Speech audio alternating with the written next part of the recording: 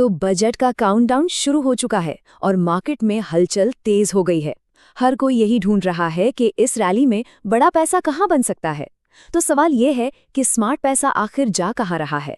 आज हम इसी प्री बजट हलचल को डिकोड करेंगे और उन हाई मोमेंटम स्टॉक्स पर फोकस करेंगे जो हमारे रडार पर हैं।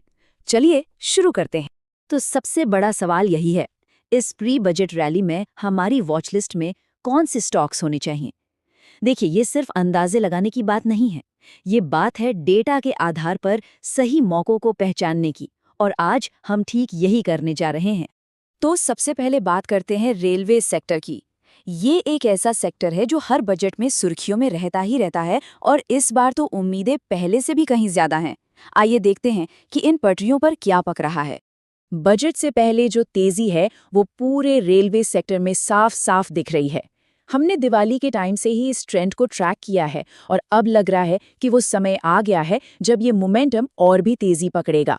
हमें लगता है कि यहाँ से एक बड़ा मूव देखने को मिल सकता है। तो पहला स्टेशन है IRCTC। हमारे एनालिसिस के हिसाब से 700 बस और 750 के लेवल्स इसके अगले पड़ाव हो सकते हैं।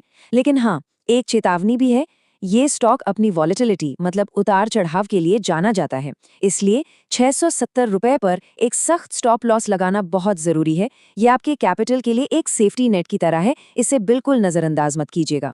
अब बात करते हैं इरकॉन इंटरनेशनल की। देखिए, हाल में ये काफी भागा है, लेकिन फिर भी इसमें एंट्री का मौका दिख रहा है।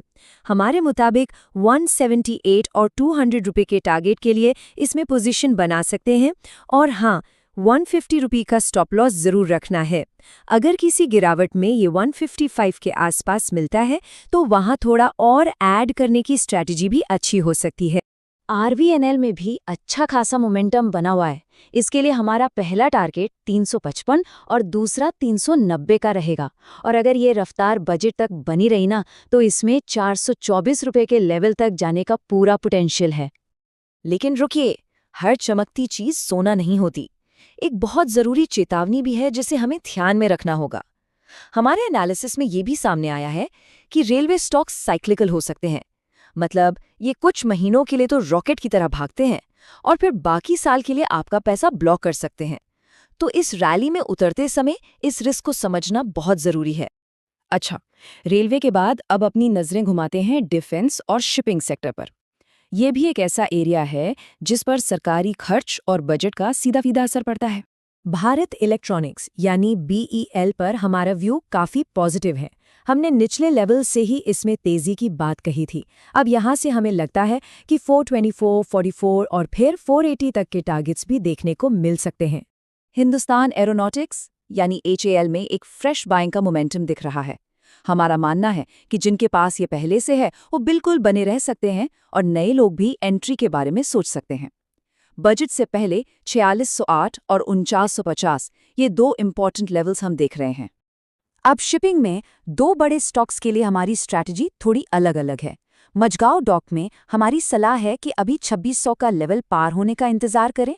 दूसरी तरफ कोचीन शिपयार्ड पर नजर बनाए रखिए। अगर ये 1680 के ऊपर एक ब्रेकआउट देता है, मतलब जब कीमत एक खास लेवल को तोड़कर ऊपर निकलती है, तो ये 1824 और फिर 2100 जैसे बड़े टारगेट्स के दरवाजे खोल सकता है। अब कुछ ऐसे स्टॉक्स की बात करते हैं जो हमारे एनालिसिस में कुछ खास वजहों से उभर कर सामने आए हैं, चाहे वो किसी स्पेशल न्यूज़ की वजह से हो या फिर किसी जबरदस्त टर्न अराउंड की वजह से। जुपिटर वैगन्स की कहानी तो बिल्कुल फिल्मी रही है। कुछ दिन पहले जबरदस्त बिकवाली हुई, लगा कि ये स्टॉक अब गया, लेकिन फिर प्रमोटर बाइंग की खबर आई और बस 2 ही दिनों में स्टॉक ने 30% की छलांग लगा दी। अभी ये 364 रुपीस के पास एक छोटे से रेजिस्टेंस पर है। अगर इसे पार कर लेता है तो इसमें और तेजी आ सकती है। साइंट DLM एक ऐसा स्टॉक है जो इसलिए खास है क्योंकि ये डिफेंस, रेलवे और टेक्नोलॉजी तीनों सेक्टर्स का एक यूनिक कॉम्बिनेशन है। हमारे एनालिसिस के मुताबिक 1198 रुपये के स्टॉप लॉस के साथ इसमें 1324 और 1410 के टारगेट्स के लिए पोजीशन बनाई जा सकती है। तो इतनी सारी बातें हो गईं, लेकिन सवाल ये है कि इन सभी तेजी वाले स्टॉक्स में ट्रेड कैसे किया जाए। तो आखिर में हमने अपने एनालिसिस से कुछ ज़रूरी स्ट्रेटेजिक टिप्स को एक साथ रखा है ताकि ऐसे हाई मोमेंटम माहौल में नेविगेट करने में मदद मिल सके। तो इन सभी मौकों का फ़ायदा उठाने की चाबी क्या है? एक शब्द में कहूँ तो डिसिप्लिन। हमेशा याद रखिए, रिस्क मैनेजमेंट सबसे पहले आता है। एक स्ट्रिक्ट स्टॉप लॉस आपका सबसे अच्छा दोस्त है, उसके बिना ट्रेड मत कीजिए। जैसे जैसे आपका प्रॉफिट बढ़े, अपने स्टॉप लॉस को भी ऊपर ले जाकर उसे लॉक कीजिए। और सबसे ज़रूरी बात, एफओमो यानी फियर ऑफ मिसिंग आउट के चक्कर में बिल्कुल मत पड़िए। चलती ट्रेन के पीछे कभी मत भागिए, हमेशा अगले मौके का इंतज़ार कीजिए।